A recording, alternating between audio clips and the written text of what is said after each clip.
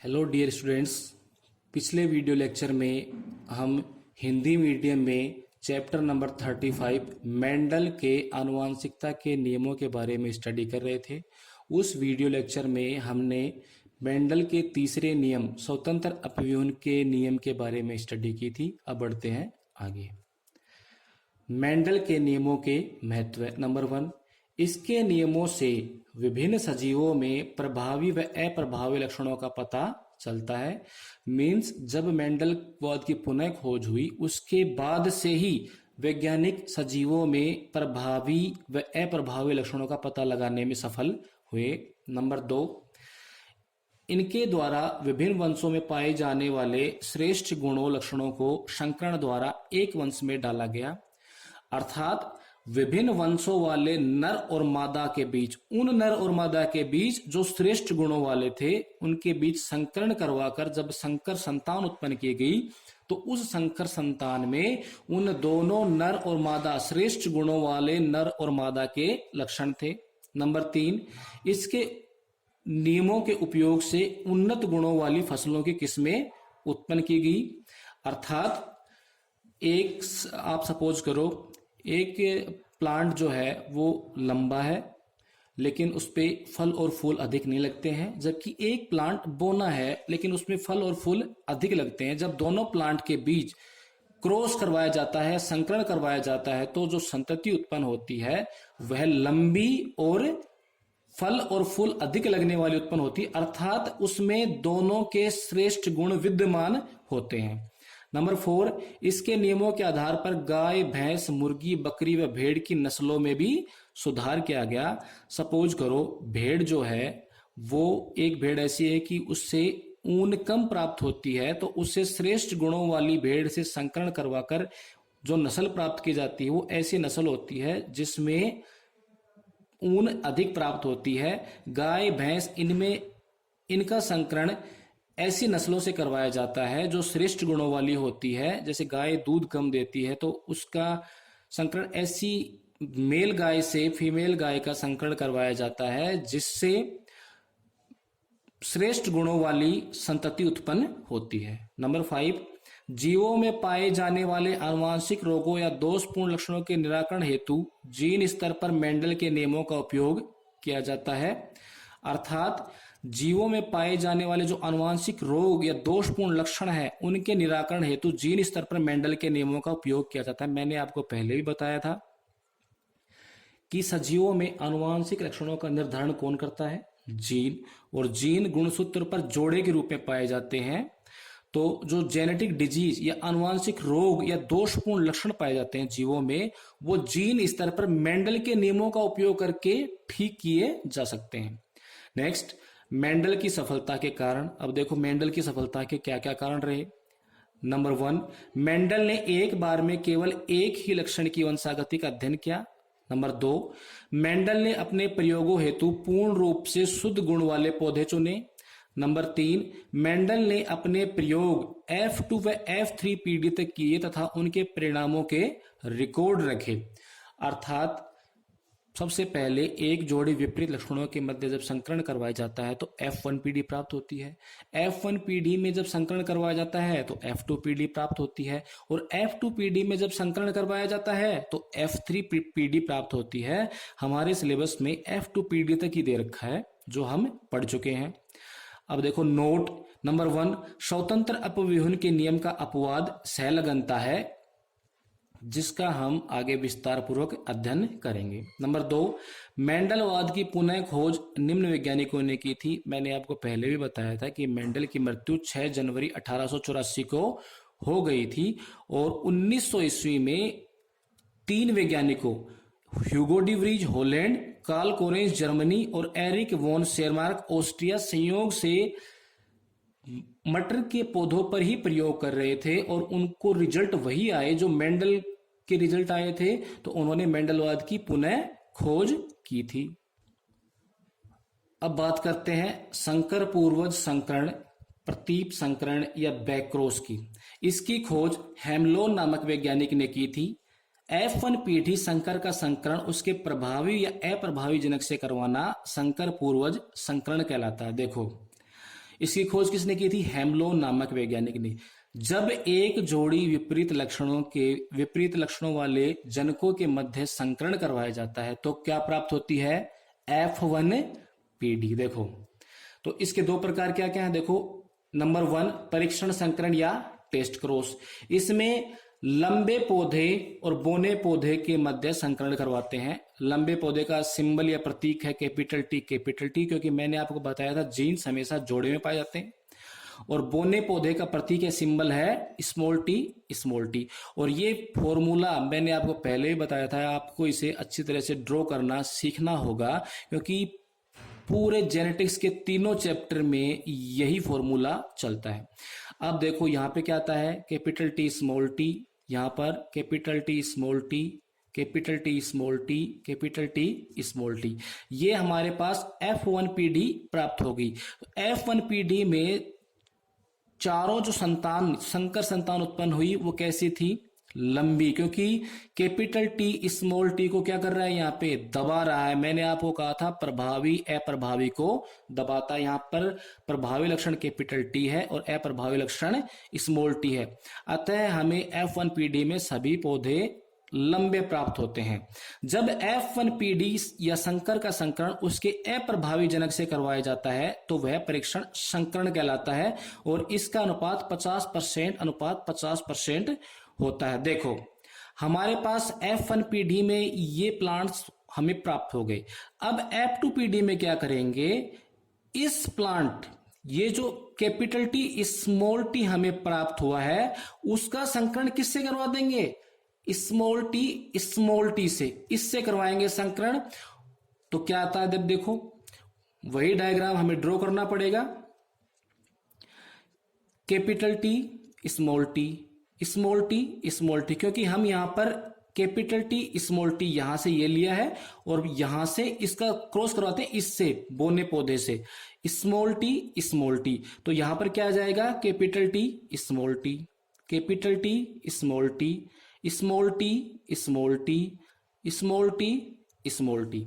अब देखो ये F2PD, इसे चेकर बोर्ड मेथड से भी हम निकाल सकते हैं। यहां पर कैपिटल टी का मान रखते हैं, यहां पर स्मॉल टी, सेम वही रिजल्ट आएंगे। आप चेकर बोर्ड मेथड से भी इसको निकाल सकते हैं F2PD को, और इस डायग्राम को ड्रॉ करके भी निकाल सकते हैं। अब देखो हमारे पास यहाँ पर 50%, मतलब ये वाला और ये वाला, ये पौधे लंबे प्राप्त हुए जबकि ये पौधे बोने प्राप्त हुए। अतः यहाँ पर F2PD में 50% पौधे लंबे और 50% पौधे बोने प्राप्त हुए। अब संकर पूर्वज संकरण, प्रतीप संकरण या बैक्रॉस का दूसरा भाग है आउटक्रॉस। पहला भाग क्या था? टेस्ट क्रॉस या परीक्षण संकरण। उसमें हमने बोने पौधे से संकरण करवाया था। इसमें F2PD में लंबे पौधे से संकरण करेंगे। देखो इसमें भी पहले लंबे पौधे और बोने पौधे में संकरण करवाया जाता है। यहां पर लंबेपन का सिंबल है कैपिटल टी, बोनेपन का सिंबल है स्मॉल टी। डायग्राम को ड्रॉ करते हैं, इनका मान रखते हैं कैपिटल टी, स्मॉल टी। यहां पर क्या आएगा? कैपिटल टी, स्मॉल टी, यहां पर capital T, small T, capital T, small T, capital T, small T. ये हमें F1PD प्राप्त हो गई है। जब F1PD संकर का संकरण उसके प्रभावी जनक से करवाया जाता है तो वह बहिर् संकरण या आउटक्रॉस कहलाता है। इसमें सभी पौधे 100% प्रभावी प्राप्त होते हैं।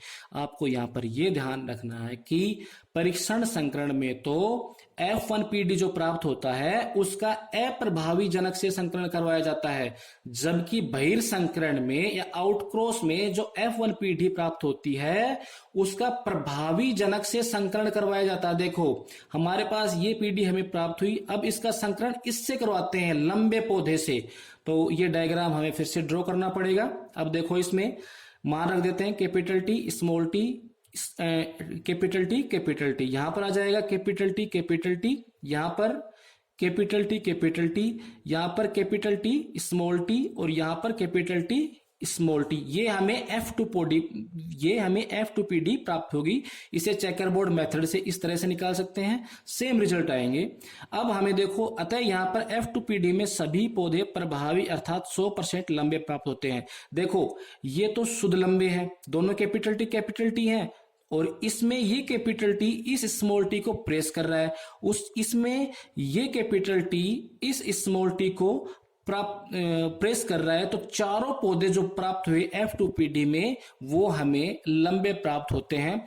आपको प्रतीप संकरण, संकर पूर्व संकरण, बैक्रॉस में ये ध्यान रखना है कि बैक्रॉस में क्या करवाते हैं, एक जोड़ी विपरीत लक्षणों वाले जनकों के मध्य संकरण करवाकर F1PD प्राप्त की जाती है।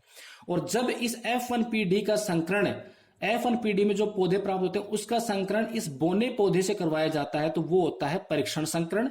और जब लंबे पौधे से संकरण करवाकर F2PD निकाली जाती है तो वो होता है बहिर्संकरण। बहिर्संकरण के बाद स्टडी करते हैं मेंडलवाद के अपवाद या विचलन। अपवाद या विचलन का से तात्पर्य ये है कि ये सब वैज्ञानिकों द्वारा किए गए वो प्रयोग हैं जो मेंडल के नियमों का पालन नहीं करते हैं। नंबर 1, अपूर्ण प्रभाविता। अपूर्ण प्रभाविता के बारे में सर्वप्रथम जर्मनी के वैज्ञानिक कार्ल कोरेंस ने बताया था। देखो, इसे इनकम्प्लीट डोमिनेंस भी कहते हैं। जब एक जोड़ी विपरीत लक्षणों वाले जनकों में संकरण करवाया जाता है तो F1PD में प्रभावी व अप्रभावी लक्षण प्रकट न होकर कोई तीसरा मध्यवर्ती लक्षण प्रकट होता है। मेंडल का जो प्रभाविता का नियम, जो पहला नियम है प्रभाविता का नियम, वो क्या कहता है, जब एक जोड़ी विपरीत लक्षणों वाले जनकों में संकरण करवाया जाता है तो F1PD में हमेशा प्रभावी लक्षण उत्पन्न होते हैं। लेकिन अपूर्ण प्रभाविता में क्या हुआ, जब एक जोड़ी विपरीत लक्षणों वाले जनकों में संकरण करवाया गया तो F1PD में न तो प्रभावी लक्षण उत्पन्न हुए और न अप्रभावी लक्षण, कोई तीसरा मध्यवर्ती लक्षण प्रकट होता है, तो वह क्या कहलाई, अपूर्ण प्रभाविता। उदाहरण गुल अब्बास। गुल अब्बास को 4 o'clock प्लांट भी कहते हैं और इसका वानस्पतिक नाम है मिराबिलिस जलापा। वह स्नैपड्रैगन जो प्लांट होता है उसे एंटीराइनम भी कहते हैं। उदाहरण गुल अब्बास व स्नैपड्रैगन में प्रभाविता का सिद्धांत लागू नहीं होता है। उदाहरण देखो, गुल अब्बास, मिराबिलिस जलापा व 4 o'clock में पुष्पों में अपूर्ण प्रभाविता। देखो, गुल अब्बास या मिराबिलिस जलापा प्लांट में हम क्या करते हैं, लाल पुष्प वाले पौधों का संकरण सफेद पुष्प वाले पौधों से करवाते हैं। देखो, यहां पर लाल का सिंबल है कैपिटल आर और सफेद का सिंबल है स्मॉल आर। तो डायग्राम को ड्रॉ करते हैं और उसमें इनको रखते हैं कैपिटल आर स्मॉल आर। तो यहां पे हमें क्या प्राप्त हुआ, capital R small R, capital R small R, capital R small R, capital R small R. Mendel का नियम क्या कहता है, प्रभाविता का नियम क्या कहता है, क्या होना चाहिए था, यहां पर ये लाल रंग सफेद पर प्रभावी होना चाहिए था। तो ये सभी पौधे लाल रंग के प्राप्त होने चाहिए थे, लेकिन आश्चर्यजनक रूप से ये सभी पौधे कैसे प्राप्त हुए, F1PD में गुलाबी रंग के पौधे प्राप्त हुए। और जब F1PD के बीच क्रॉस करवाते हैं तो क्या रिजल्ट आते हैं, देखो वही डायग्राम को फिर से ड्रॉ करते हैं। अब इनके बीच क्रॉस करवाते हैं, capital R small R, capital R small R, इन दोनों के बीच मींस क्रॉस करवाते हैं। देखो क्या आता है, capital R capital R, capital R small R, capital R small R, small R small R. यहां पे कैपिटल आर ये कैसा पौधा प्राप्त हुआ, लाल। कैपिटल आर स्मॉल आर ये कैसा पौधा प्राप्त हुआ, गुलाबी। होना क्या चाहिए था, मेंडल के नियम के अनुसार, प्रभाविता के नियम के अनुसार ये भी लाल प्राप्त होना चाहिए था। कैपिटल आर स्मॉल आर ये कैसा प्राप्त हुआ, गुलाबी। और स्मॉल आर ये कैसा प्राप्त हुआ, सफेद। देखो इसका फिनोटाइप और जीनोटाइप क्या आना चाहिए था, मेंडल के नियमानुसार। मेंडल का प्रभाविता का नियम आपने अभ्यास कर लिया होगा आई थिंक, उसके अनुसार इसका फिनोटाइप क्या आना चाहिए था। फिनोटाइप मीन्स जब बाहरी लक्षणों को देखकर अनुपात निकाला जाता है उसे फिनोटाइप। तो फिनोटाइप में ये भी लाल होना चाहिए था, ये भी लाल, ये भी लाल और ये सफेद। तो इसका फिनोटाइप आना चाहिए था 3:1। और इसका जीनोटाइप क्या आना चाहिए था, 1 शुद्ध लाल, 2 अशुद्ध लाल और 1 सफेद। तो 1:2:1 इसका जीनोटाइप आना चाहिए था। लेकिन आश्चर्यजनक रूप से इसका फिनोटाइप भी 1:2:1 है और इसका जीनोटाइप भी 1:2:1 है, क्योंकि इसमें एक पौधा लाल प्राप्त होता है दो पौधे गुलाबी प्राप्त होते हैं और एक पौधा सफेद प्राप्त होता है 1:2:1। अब देखो, जब गुल अब्बास के लाल व सफेद पुष्पों वाले जनकों में संकरण करवाया जाता है, ध्यान से सुनना इस बात को, जब गुल अब्बास या मिराबिलस जलापा के लाल व सफेद पुष्पों वाले जनकों में संकरण करवाया जाता है तो F1 पीढ़ी में उत्पन्न सभी पादपों के पुष्पों का रंग गुलाबी प्राप्त होता है। जबकि मेंडल के नियम नंबर 1 प्रभाविता के नियम के अनुसार कैसा प्राप्त होने चाहिए थे, F1 पीढ़ी में सभी पादपों के पुष्पों का रंग लाल प्राप्त होना चाहिए था, लेकिन यहां पर कैसा प्राप्त हो रहा है, गुलाबी प्राप्त होता है। जब F1 पीढ़ी में 100 परागण या 100 निषेचन करवाकर F2 पीढ़ी प्राप्त की जाती है तो उसमें लाल, गुलाबी व सफेद पुष्पों में फिनोटाइप व जीनोटाइप दोनों ही 1:2:1 प्राप्त होता है। आई थिंक आप समझ गए होंगे। अब इसके कारण क्या रहे, जब आर जीन समयुग्मजी प्रभावी, समयुग्मजी का मतलब जब सेम हो, जब कैपिटल आर हो गए तो समयुग्मजी होगा, जब कैपिटल आर स्मॉल आर होगा तो विषम युग्मजी होगा। जब आर जीन समयुग्मजी प्रभावी कैपिटल आर स्थिति में हो तब पुष्प में लाल रंग को निरूपित करता है। जब आर जीन समयुग्मजी अप्रभावी अर्थात स्मॉल आर स्थिति में हो तो पुष्पों में सफेद रंग को निरूपित करता है। परंतु जब आर जीन विषम युग्मजीय अवस्था अर्थात कैपिटल आर स्मॉल आर में हो तो यह तीसरा मध्यवर्ती लक्षण गुलाबी रंग को निरूपित करता है। विषम युग्मजीय अवस्था में यह प्रभावी लक्षण को निरूपित नहीं कर पाता है, इसलिए यह प्रभाविता के नियम का पालन नहीं करता है और इसलिए यह मेंडलवाद का अपवाद है। देखो, मेंडल का जो प्रभाविता का नियम है नंबर 1, तो वो क्या कहता है, जब लंबे पौधे और बोने पौधे में संकरण करवाया जाता है तो F1 पीढ़ी में सभी पौधे लंबे प्राप्त होते हैं क्योंकि लंबापन बोनेपन को दबा देता है। उसी प्रकार से इसमें भी मेंडल के नियमानुसार क्या होना चाहिए था, जब एक जोड़ी विपरीत लक्षणों वाले जनकों के मध्य संकरण करवाया जाता है अर्थात लाल और सफेद में जब संकरण करवाया जाता है तो F1 पीढ़ी में जो पौधे प्राप्त होते हैं वो लाल प्राप्त होने चाहिए क्योंकि लाल सफेद को मेंडल के नियमानुसार दबाएगा। लेकिन इस पादप में यानी गुल अब्बास या मिराबिलस जलापा में क्या होता है, लाल और सफेद का जब संकरण करवाया जाता है तो क्या प्राप्त होता है, गुलाबी रंग के पौधे प्राप्त होते हैं। अब बात करते हैं सह प्रभाविता की, इसे कोडोमिनेंस भी कहते हैं। जब एक जोड़ी विपरीत लक्षणों वाले जनकों में संकरण करवाया जाता है तब प्रभावी व अप्रभावी दोनों जीन F1 पीढ़ी में लक्षण प्रकट करने में समान योगदान देते हैं। अर्थात जब एक जोड़ी विपरीत लक्षणों वाले जनकों के मध्य संकरण करवाया जाता है तो जो प्रभावी जीन है वो भी अपना योगदान देता है संतति को बनाने में और अप्रभावी जीन है वो भी अपना योगदान देती है, यानी दोनों जीनों का प्रभाव साथ में प्रकट होता है, इसलिए इसे सह प्रभाविता कहते हैं।